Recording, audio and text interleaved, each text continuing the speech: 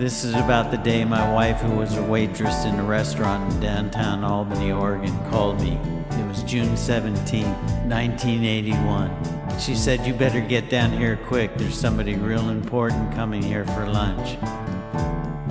She said, "You better come down and see Mohammed Ali, and don't forget to bring our precious baby. Oh, better come down and see Mohammed Ali, and don't forget to bring our precious baby." Well, an old friend, Tommy Cutsforth, was working in the used car lot right next to the parking lot of the restaurant. I told him about it and he said, "No way." I said, "Come and see." And as we got to the parking lot, there was about 25 people and a camera crew. Then all of a sudden, a dark blue stretch limousine started lumbering across the railroad tracks, pulling into the parking lot. And I remember Tommy saying, "You can feel it, it's Muhammad Ali," as the limousine slowly pulled to the side door. She said, "You better come down and see Muhammad Ali, and don't forget to bring our precious baby. Oh, better come down and see Muhammad Ali,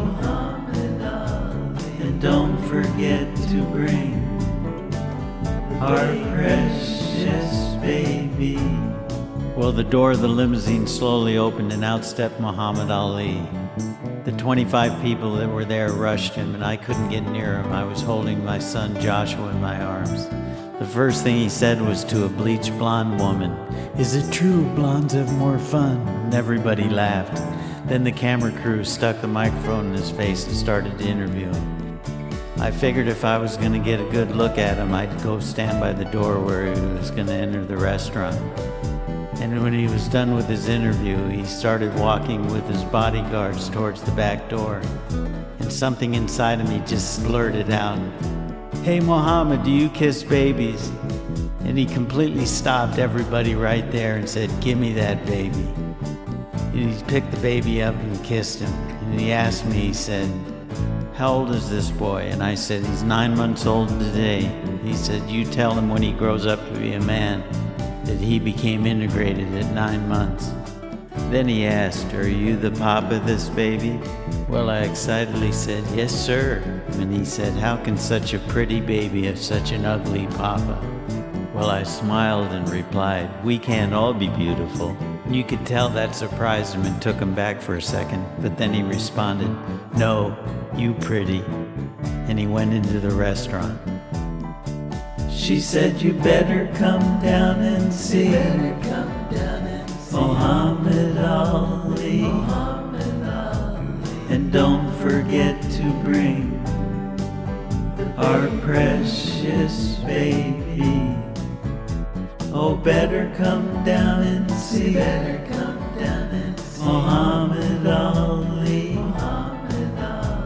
and don't forget to bring our precious baby." Well, I hurried around to the front of the building with Joshua in my arms and went inside the restaurant and flagged down my wife, who was scurrying around waiting on people. She was able to stop for a minute and listen to my story, but she had this funny look on her face. Well, what I hadn't realized is that Muhammad Ali had gone in the side door through the restaurant to the men's room. And here I was telling my wife Karen the full story about what had happened. Well, it turns out he came out and was standing behind me, listening to me tell the story to my wife. I finally realized that he was standing there and got to shake his hand, and he was very gracious.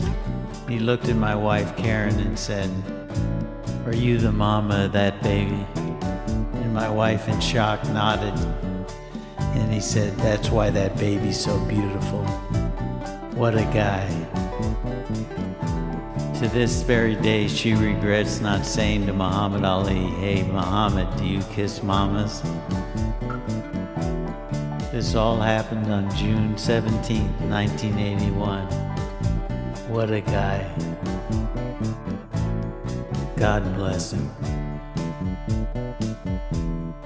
She said, "You better come down and see Muhammad Ali. And don't forget to bring our precious baby. Oh, better come down and see Muhammad Ali. And don't forget to bring our precious baby."